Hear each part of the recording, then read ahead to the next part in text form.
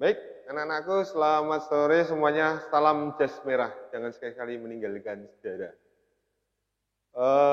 Pada hari ini, perkenalkan Bapak, nama Pak Wisnu Sabarto dari SMA Negeri 3 akan memberikan materi tentang perang dingin di sini. Nanti perang dingin itu apa-apa saja ya. Di dalam perang dingin itu nanti akan kita lihat bersama-sama. Sebelum kita mulai pada materi sore hari ini, kita berdoa sesuai dengan agama dan kepercayaan kita masing-masing. Berdoa, dipersilakan.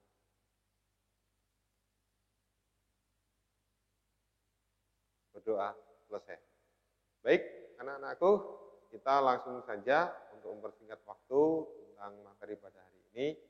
Kita ulas tentang perang dingin. Ya, baik, selamat sore anak-anakku semuanya. Salam sejahtera bagi kita semua di sini. Di sini perkenalkan Bapak, nama Pak Wisnu dari Sekolah SMA Negeri 3 ingin memberi suatu materi tentang sejarah peminatan, yaitu dalam hal ini tentang peran aktif bangsa Indonesia pada masa perang dingin dan dampaknya terhadap politik dan ekonomi secara global. Perang dingin yang pertama, munculnya perang dingin ini sebetulnya perlu Anda ketahui semuanya bahwa munculnya dua negara adidaya, yaitu antara Amerika Serikat serta Uni Soviet, bahwa suatu periode ini terjadi ketegangan politik dan militer baik Amerika maupun Uni Soviet. Amerika dengan blok baratnya, Uni Soviet dengan blok timurnya. Istilah perang dingin ini digunakan oleh kedua belah pihak dan tidak pernah terlibat dalam aksi militer secara langsung. Perang dingin yang pertama ini latar belakang ketika pasca PD2, baik dua negara tadi sudah saya singgung, Amerika Serikat maupun Soviet, blok baratnya dengan sistem kapitalisme, kalau yang blok timur dengan sistem komunisme di sini. Sebab-sebab perang dingin, salah satu yang menyebabkan terjadi perbedaan ideologi baik Amerika maupun Uni Soviet di sini, salah satunya kalau Amerika ada pemilihan umum, kalau yang Rusia ini tidak ada pemilihan umum, dan sistem pemerintahannya kalau Amerika ini adalah demokratis, sedangkan kalau Rusia itu adalah kediktatoran dan pahamnya ini adalah komunis. Kalau Amerika liberalis di sini dan individualistis, survival of the fittest. Kalau Rusia ini adalah setiap orang ini membantu setiap orang, everybody help everybody.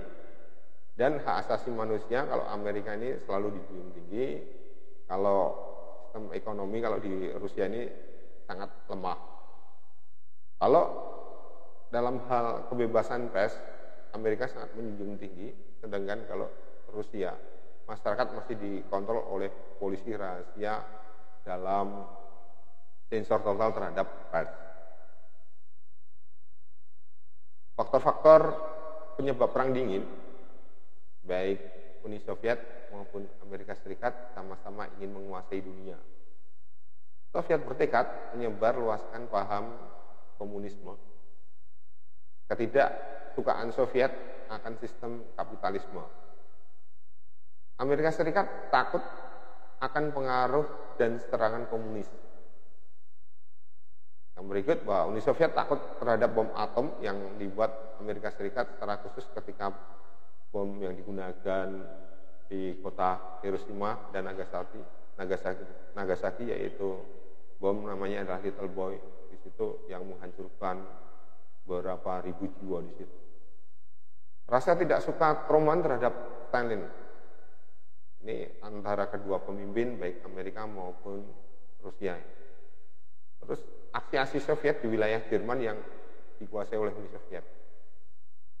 Amerika Serikat menolak membagi rahasia-rahasia nuklirnya. Yang berikut, ekspansi Soviet sampai ke Eropa Barat. Soviet melanggar janji dalam menjalankan pemilihan umum, tetapi ini tidak dilaksanakan. Soviet takut akan serangan Amerika Serikat. Yang berikut, bahwa Soviet memerlukan perbatasan yang aman di bagian barat wilayahnya. Kita lanjut ke slide berikutnya, bahwa jalannya perang dingin ini dalam bidang ekonomi, kalau Soviet ada yang namanya Molotov Plan, kalau yang Amerika adalah Marshall Plan. Kalau dalam bidang pertahanan NATO adalah pimpinan Amerika Serikat, sedangkan Soviet adalah Pakta Warsawa. Bahwa program Marshall Plan ini sebetulnya adalah janji bantuan ekonomi negara Eropa termasuk Uni Soviet yang bersedia berpartisipasi dalam membangun perekonomian Jerman. Jadi ketika PD2, ketika Eropa dilanda kehancuran karena Perang Dunia Kedua, Uni Soviet untuk menarik Amerika untuk menarik simpatinya memberikan bantuan ekonomi yang namanya Marshall Plan. Begitu juga dengan Soviet dengan Molotov Plan-nya memberi bantuan ekonomi terutama secara khusus di negara-negara Eropa Timur. Dan negara-negara satelit Soviet agar negara satelit Soviet tersebut tidak menerima bantuan program Marshall Plan dan tetap di bawah pengawasannya. Terus dalam bidang pertahanan, bahwa Pakta Pertahanan Atlantik Utara ini beranggotakan negara-negara Eropa Barat yang didirikan pada tahun 1949. Ini sistem aliansi ketika itu dibentuk untuk membendung ekspansi komunis, maka dibentuklah Pertahanan Atlantik Utara atau NATO di sini. Nanti lawan dari NATO adalah Pakta Warsawa. Ini aliansi yang dibangun 6 tahun kemudian, bahwa suatu aliansi yang berisi perjanjian bantuan timbal balik dalam blok timur yang didirikan pada tahun 1955.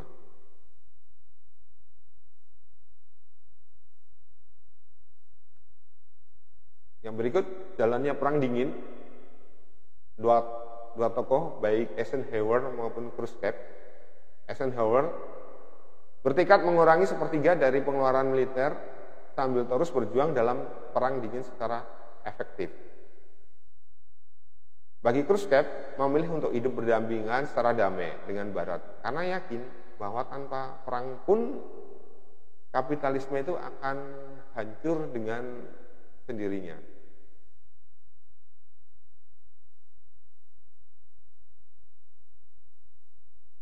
Kita bisa melihat gambar di sini tentang jalannya perang dingin ketika ini adalah gambar konflik Berlin, yaitu tentang berdirinya tembok Berlin serta konflik Tiongkok.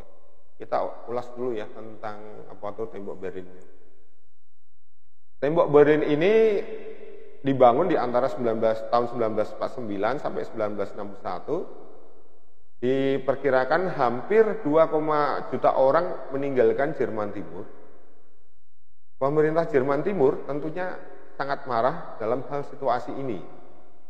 Maka ditulis oleh Thomas Fleming dan Eugen Koch dalam The Berlin Wall Division of IT pada 13 Agustus 1961 mulai dibangunlah tembok sebagai dinding pembatas di sini. Tembok Berlin ini dibangun untuk melindungi warganya dari berbagai pengaruh yang dapat memicu gerakan-gerakan besar sehingga mereka dapat membentuk pemerintahan komunis di Jerman Timur. Itu sebenarnya hanya dalil semata karena dalam kenyataannya tembok Berlin ini didirikan untuk mencegah penduduk Jerman Timur ke wilayah Jerman Barat dengan mendirikan dinding-dinding raksasa sampai ke tengah kota Berlin. Di sisi lain, Jerman Barat mengecam pembangunan tembok Berlin ini dan menyebut sebagai dinding yang memalukan karena membatasi kebebasan orang untuk bergerak. Jadi masalah tembok Berlin ini ketika Amerika Serikat maupun Rusia sebagai negara pemenang, dan kenapa kok ada Jerman Barat dan ada Jerman Timur, sebetulnya kedua negara ini untuk memecah pasukan Jerman agar tidak mendirikan sebuah sistem pertahanan. Makalah di dalam aliansi itu dipecah, kalau yang Jerman Timur pimpinan Uni Soviet, yang Jerman Barat adalah pimpinan Amerika Serikat, yang nanti oleh Perdana Menteri Churchill bahwa pembangunan tembok Berlin ini yang disebut politik tirai besi Uni Soviet di sini. Yang berikut tentang konflik Tiongkok. Proses terjadinya konflik Tiongkok ini sebetulnya berlangsung 19 Oktober 1919 yang dipimpin oleh Presiden Sun Yat-sen yang berhasil meruntuhkan dinasti Qing pada waktu itu. Karena dianggap bahwa dinasti Qing ini adalah dinasti yang korup. Sehingga ketika terjadilah percaturan politik, kelompok-kelompok nasionalis seperti Dr. Sun Yat-sen mengubah sistem kekaisaran Cina menjadi sistem republik di sini. Pada 1 Januari 1912, Dr. Sun Yat-sen ini diangkat sebagai Presiden Republik Tiongkok yang berdiri pada tanggal tersebut, yaitu 1 Januari 1912. Dr. Sun Yat-sen mengundurkan diri dan mendirikan Partai Kuomintang, nanti digantikan oleh Jenderal Yuan Shikai, yaitu 12 Februari 1912 ini. Nanti seiring dalam percaturan politik, Cina ini terpecah menjadi dua kelompok, yang satu nasionalis, yang satu komunis. Kalau yang nasionalis yang dipimpin oleh Chiang Kai-shek, yang komunis dipimpin oleh Mao Zedong di sini. Yang pada akhirnya dalam percaturan politik, Mao Zedong yang berpaham komunis berhasil memenangkan perlawanan pada tahun 1949 dan Mao Zedong mendirikan Republik Rakyat Tiongkok yang berpaham komunis. Oke, baik, kita lanjutkan kembali tentang jalannya Perang Dingin. Di sini ada 3 gambar, yaitu tentang Perang Korea, perlombaan teknologi atau yang disebut dengan Perang Bintang antara Amerika Serikat dengan Uni Soviet, serta kasus krisis Kuba. Kita ulas satu-satu dulu ya, anak-anak, yang berkaitan dengan materi. Yang pertama tentang Perang Korea. Perang Korea ini secara resmi karena ada invasi Korea Utara pimpinan Kim Il-sung pada tanggal 25 Juni 1950 bahwa pertempuran telah dimulai jauh sebelumnya. Sebetulnya pertempuran ini sudah berlangsung. Pemberontakan berdarah yang sering terjadi telah mengguncang Korea Selatan, dan menurut militer Amerika Serikat bahwa adanya ratusan serangan skala kecil yang terjadi sepanjang tahun selama kurang lebih tahun 1950. Pertikaian ini yang dimulai oleh Seoul yang sama seringnya dengan Pyongyang. Presiden Korea Selatan Sam Maung-ri sering mengajukan petisi ke Washington untuk meminta izin untuk menyerang Korea Utara dan menyatukan negara.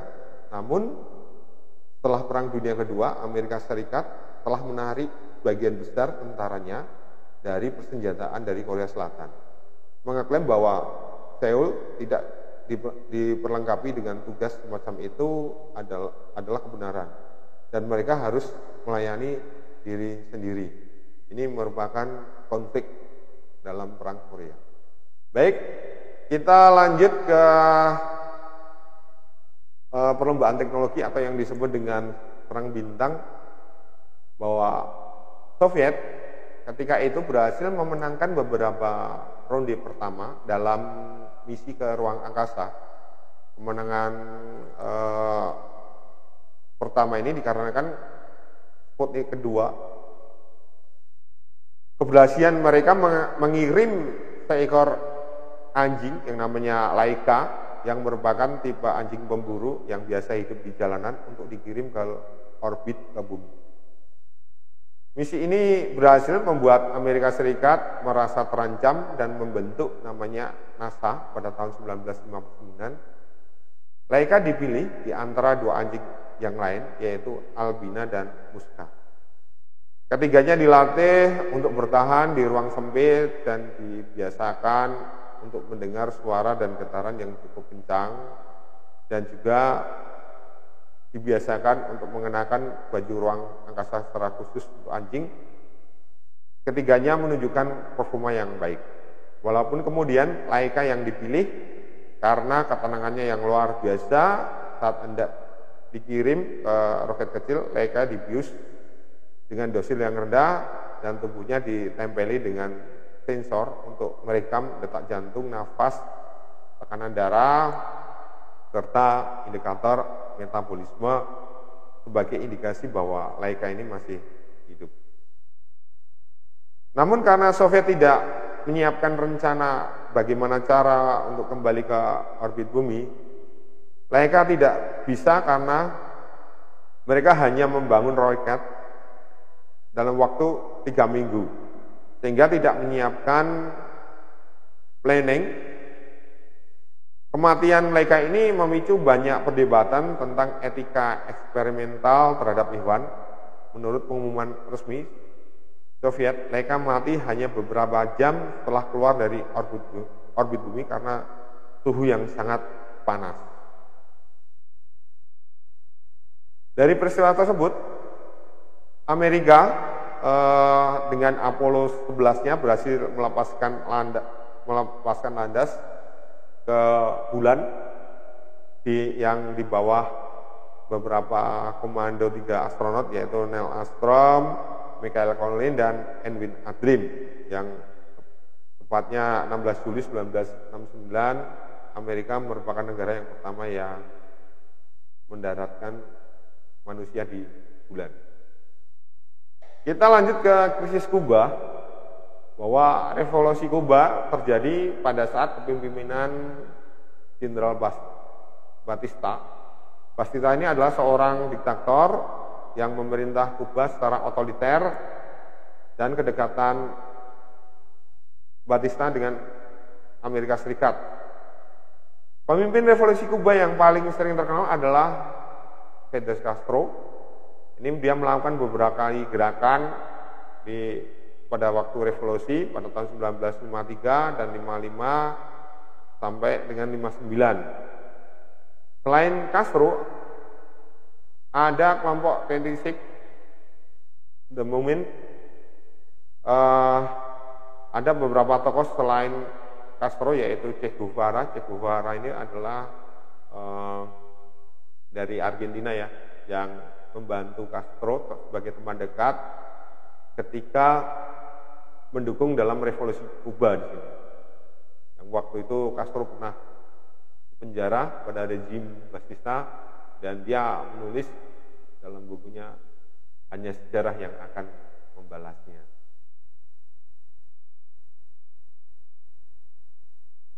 Kita lanjut ke Perang Dingin yang kedua, merujuk pada periode peningkatan kembali ketegangan dan konflik antara kedua negara adidaya, yaitu tahun 70-an dan 80-an di sini. Nanti kita bisa ulas. Dari segi politik, bahwa Perang Dingin yang kedua ini ditandai dengan peningkatan dukungan di negara di dunia ketiga melawan pemberontakan internal. Dari segi militer, bahwa peningkatan ketegangan terlihat dari dipasangnya rudal balistik RSG-10 Pioneer milik Soviet yang mengarah ke Eropa Barat. Nanti NATO memutuskan untuk memasang rudal jelajah MGM-31 yang ditempatkan di Eropa, yang kurang lebih berjarak 10 menit jika dilepaskan sampai ke Moskow. Dari segi ekonomi, Moskow telah membangun sumber daya militer yang menghabiskan 25% dari produk nasional brutonya dengan mengorbankan barang-barang konsumsi dan investasi di sektor sipil.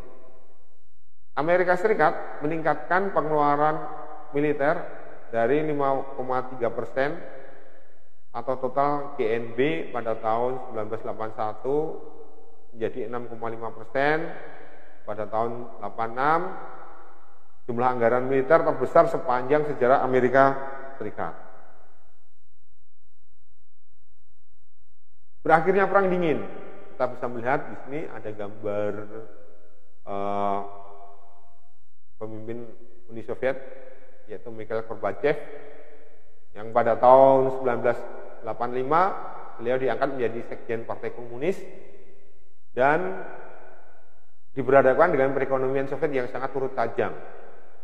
Kebijakan beliau salah satunya dengan mengeluarkan kebijakan yaitu Glasnost dan Perestroika, yaitu sebuah kebijakan tentang keterbukaan di Uni Soviet dan reformasi di bidang ekonomi.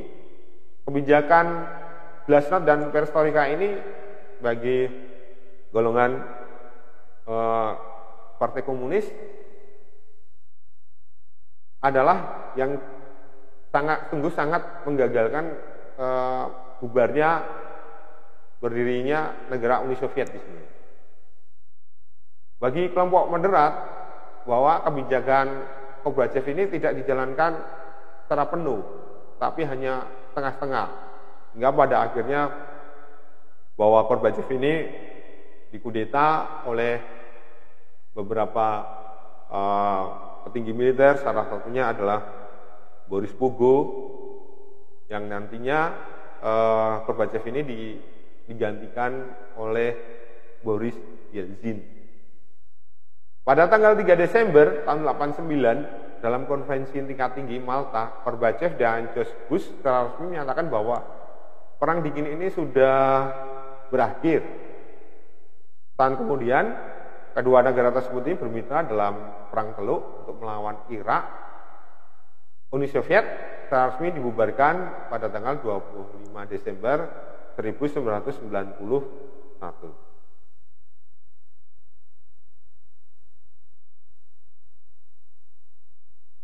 Perang Dingin kita lanjutkan lagi. Rusia sebagai ahli waris utama Soviet memotong pengeluaran secara drastis.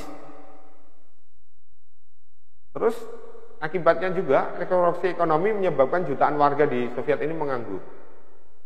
Bagi Amerika, Perang Dingin ini misalkan Amerika sebagai satu-satunya negara adidaya di dunia. Terus pengeluaran militer Amerika selama berlangsungnya Perang Dingin ini diperkirakan kurang lebih 8 triliun, sedangkan hampir 10.000 orang Amerika kehilangan nyawa dalam konflik Perang Korea maupun Perang Vietnam.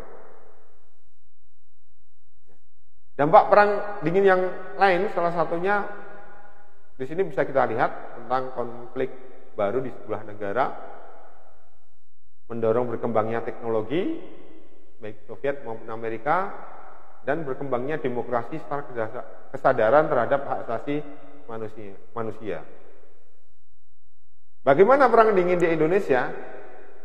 Turunnya Soekarno dari puncak kekuasaan pada tahun 1966 diduga kuat dibantu oleh CIE yang tidak ingin Indonesia beraliansi ke Soviet. Kita lanjut ke peran aktif Indonesia dalam konferensi Asia Afrika. Gambar di sini adalah gambar di Gedung Merdeka yang pada saat itu diselenggarakan konferensi Asia Afrika, bahwa ide ini pembentukannya oleh Ali Sastro Amijoyo yang menjabat sebagai Perdana Menteri Republik Indonesia.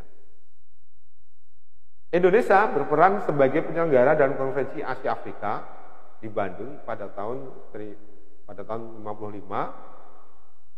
Terus menjalankan konferensi ini memberikan semangat dan mendorong perjuangan kemerdekaan bagi negara Asia Afrika. Ini tokoh-tokoh di sini ini bisa kita lihat yang pertama adalah Ali Sastro Amidjojo, beliau adalah Perdana Menteri. Terus yang kedua ini adalah Jawaharlal Nehru, Perdana Menteri India. Terus dari Burma ada Yuno. Terus dari Pakistan ada Muhammad Ali Burga yang keempat. Yang kelima ini ada John Ketelawala dari Sri Lanka. Ini adalah tokoh-tokoh Konferensi Asia Afrika maupun gerakan non-blok GNP. Ya. Kita lanjut peran Indonesia dalam gerakan non-blok anak-anak semuanya. Bisa kita lihat beberapa pendirinya. Yang pertama dari sini adalah Jawaharlal Nehru. Terus di sini adalah Wayne Nkrumah dari Ghana, dan ini adalah Presiden Gamal Abdel Nasser. Yang ini adalah presiden kita yang pertama, yaitu Insinyur Soekarno. Yang sebelahnya adalah Presiden Yugoslavia, Josip Broz Tito. Indonesia sebagai salah satu pelopor dalam gerakan non-blok ini. Ini efek dari Perang Dingin ini. Indonesia memposisikan sebagai negara yang netral, tidak memihak baik blok barat maupun blok timur, maka mendirikan namanya gerakan non-blok. Dan Indonesia memegang kepemimpinan gerakan tersebut pada tahun 1922 sampai 1992 sampai 95, dan pernah menjadi tuan rumah pada tanggal 1 September 92 di Jakarta dan di Bogor. Lewat Jakarta Visit, Indonesia berhasil memfokuskan kerjasama pada pembangunan ekonomi dengan menghidupkan kembali dialog Selatan-Selatan. Yang berikut, Indonesia juga turut andil dalam menyelesaikan berbagai konflik regional, antara lain Kamboja, gerakan separatis, Moro Filipina, dan sengketa laut Tiongkok di selatan. Bagaimana peran Indonesia di dalam organisasi konferensi Islam? Indonesia memfasilitasi upaya penyelesaian konflik, antara lain ketika di Filipina ada konflik di dalam negerinya dengan konflik Moro. Indonesia sebagai penengah di sini untuk mengundang beberapa yang bertikai diselesaikan secara damai. Yang ketiga, Indonesia telah memberikan dukungan bagi berdirinya negara Palestina yang merdeka, yang berdaulat, dengan Yerusalem sebagai ibu kotanya. Berkenaan dengan isu Islamfobia, pemerintah Indonesia menekankan mengenai perlunya mengajak pihak-pihak Barat dalam proses penciptaan dialogis lintas agama dan kebudayaan yang konstruktif. Bagaimana peran Indonesia di ASEAN di sini? Kita bisa lihat beberapa tokoh-tokoh negara ASEAN di sini. Yang pertama, Narcissus Ramos dari Filipina. Ini wakil presiden kita adalah Bapak Adam Malik, dan ini adalah Tanat Koman dari Muang Thee. Yang ini adalah Tuan Abdul Razak dari Malaysia. Dari Singapura ini adalah Raja Ratnam. Indonesia berperan dalam berdirinya negara ASEAN ini, baik kerjasama dalam bidang politik, ekonomi, sosial, dan budaya. Konferensi tingkat tinggi KTT ASEAN yang pertama di Bali pada tahun 23 sampai 24 Februari 1976 dengan sekjen yang pertama adalah HR Harsono. Kita lanjut ke Jakarta Informal Meeting. Yang pertama adalah Menteri Luar Negeri Indonesia Ali Alatas mengusulkan pertemuan informal untuk menyelesaikan masalah konflik Kamboja. Ketika itu Kamboja konflik dan adanya campur tangan negara Vietnam di bawah pimpinan Hun Sen, dan pada waktu itu Kamboja dipimpin oleh Pangeran Sihanouk, Noronha Sihanouk, bahwa usulan Jim ini diadakan yang pertama di Bogor pada tanggal 25 sampai 28 Juli, mempertemukan kedua belah pihak yang bertikai, dan pemerintah Indonesia melalui BIM mempunyai peranan yang sangat penting dalam menyelesaikan masalah konflik tersebut. Pertemuan informal untuk menyelesaikan masalah Kamboja diperakasai ASEAN, khususnya pemerintah Indonesia berhasil mengandalkan dampak perang saudara di negara Kamboja. Ya itulah anak-anakku, sekelumit tadi paparan tentang materi yang sungguh-sungguh sangat sederhana. Moga-moga bisa berguna bagi kalian semuanya. Ada beberapa materi apa saja tadi yang sudah Bapak paparkan, masih bisa diingat. Ada perang dingin, latar belakangnya perang dingin bagaimana, ada sistem aliansi baik Amerika Serikat maupun Soviet, ada perang Korea, ada krisis Kuba, ada perang Bintan, konflik Tiongkok, ada tembok Berlin, bagaimana dengan organisasi-organisasi seperti ASEAN, GIM, dan lain sebagainya. Semoga kalian bisa menyimak dengan baik. Pesan saya bahwa kalian masa pandemi ini tetap rajin-rajinlah belajar dan belajar. Jangan menyerah, jangan jenuh. Tetap kalian berusaha membaca buku, googling di internet, ya kan? Kalau ada waktu baca di perpustakaan. Semoga materi pada hari ini bisa berguna bagi kalian semuanya. Terima kasih. Salam jas merah.